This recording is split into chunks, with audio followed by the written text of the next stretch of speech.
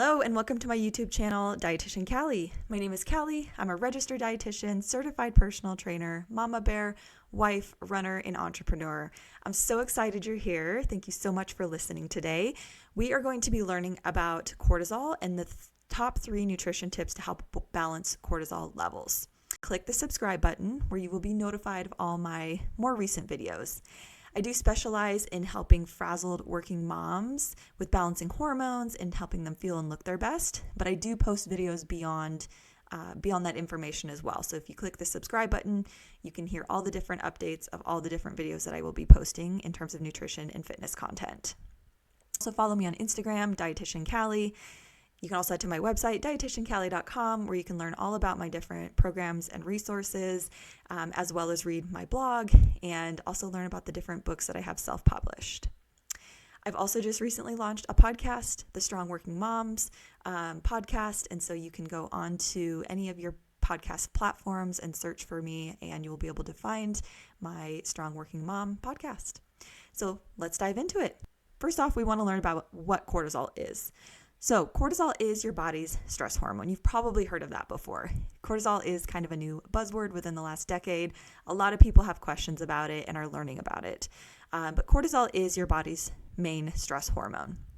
So the way it happens is a stressor happens and your brain figures out, okay, there is a stressor going on and we need to deal with it. It happens first in a particular part of your brain. So your hypothalamus is what gathers the information that there's a stressor going on.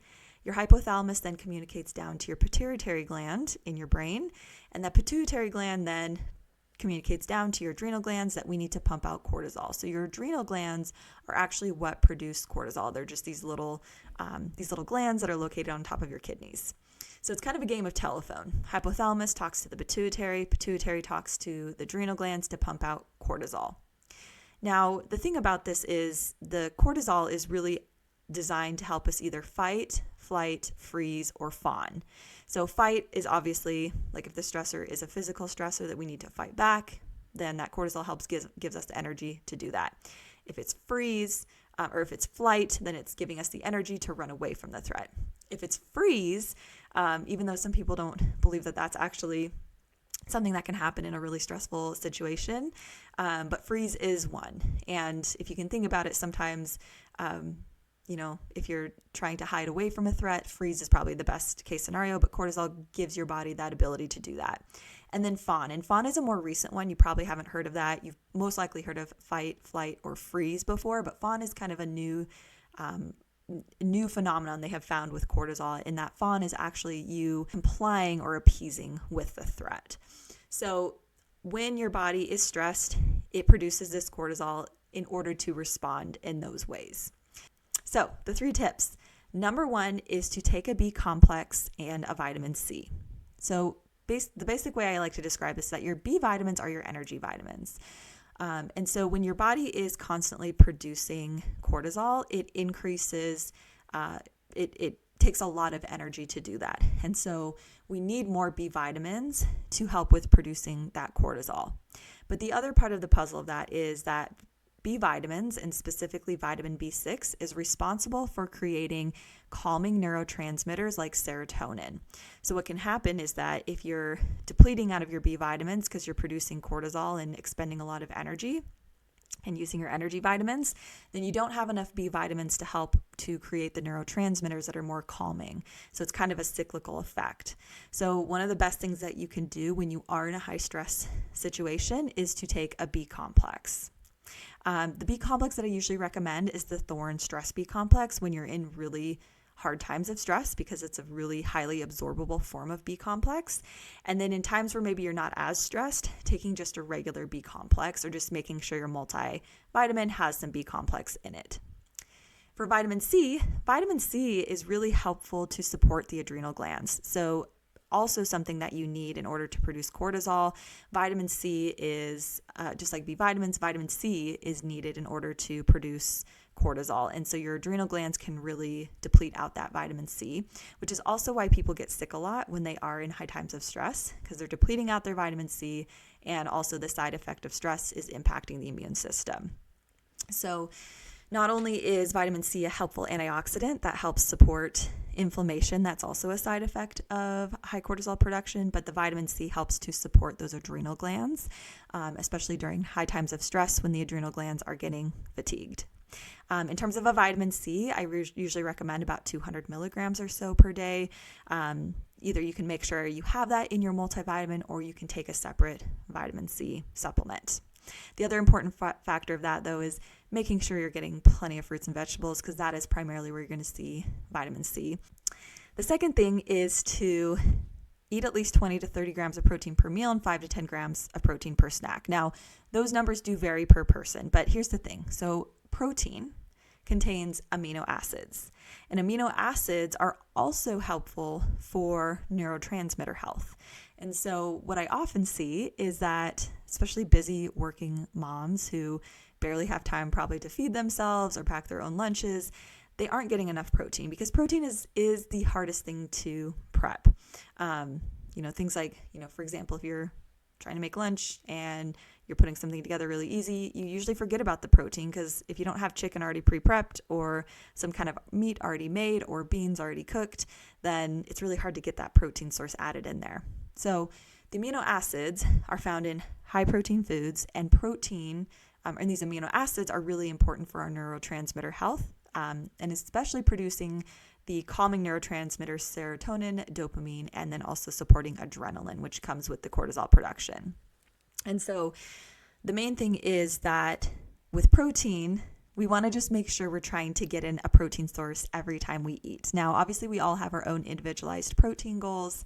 And I think overall, that is something that I can do, is you can reach out to me and work with me individually, or ask me questions about what your individualized protein goal is, because it does vary based on what your health goal is, based off of weight, all those kinds of things. And so the best way we can kind of approach this is to just recommend that every time you're eating a meal or a snack, you're really trying to focus on trying to have a protein source available. And that goes for both plant-based protein and animal-based protein. I will say, though, that animal-based protein tends to have more protein density to it. And so it's kind of the best bang for your buck. If you do have like a 3-ounce portion of chicken, that's about 25 grams of protein, whereas a half a cup of beans is only 15 grams. But at the same time, too, you can still meet your protein goals, even if you are vegan or vegetarian. So the goal is to just add in a little bit extra of the plant-based protein sources so you can get closer to that 20 grams of protein per meal. So first thing is B complex with a vitamin C. Second thing is getting enough protein. The third most important thing is to eat at consistent time intervals. And this one is the most important, I would say. Even though I know I saved it for number 3, it is the most important thing that you can do when you are in times of high stress. So the body really thrives off of predictability. So everything in your body runs off of a very cyclical system. And it's pretty cool, because if you sit here and think about it, your body's doing things that you don't even have to think about. And these things are these predictable, very cyclical systems that keep us alive. So the body really thrives on predictable and scheduled systems. When we skip meals or we eat at really irregular time intervals, that signals to the body that something's going on. And that increases stress levels, that increases cortisol production, because your body's really looking at that in terms of I don't know when my next meal is. I don't know when we're going to get our next energy dose, basically kind of looking at it in a survival mechanism. So one of the best things that you can do for your body is get into a very routine and scheduled, a very scheduled eating routine. And that obviously does vary. Obviously people do have weird work schedules where they can't always eat at the same time every day. But even if we can come close, and this is where eating at breakfast at the same time every day, lunch, snacks, dinner at the same time or pretty close to the same time every day, gives your body that ability to know we always eat at this time, irregardless of if how much we eat at that time. So getting your body into more of a scheduled eating routine makes your body feel more safe and helps to reduce cortisol production, because your body is able to predict when it's going to be fed next. Now, the other part of that puzzle is trying to eat every 3 to 4 hours. And this is hard for some people to do, so I totally get it, but doing the best you can, is really what matters here. So For example, it would be like eating breakfast at 8, and then you could have a snack in between breakfast and lunch, and then lunch at noon, and then a snack at 3 and dinner at 6 or 7. So basically what I like to recommend is take your last meal and kind of work backwards. So like if you eat dinner at 6, you could have a snack at 3, lunch at noon, and breakfast at 9. Again, do the best you can, because sometimes going close to like 4 to 5 hours is the only way you can do, just given your work schedule. But eating every 3 to 4 hours and eating at more consistent time intervals is going to help your body feel more safe and predictable, and it's going to reduce that cortisol production. So to sum it up, take that B complex and vitamin C, get in your protein, aim for about 20 to 30 grams of protein per meal and about 5 to 10 grams per snack to start.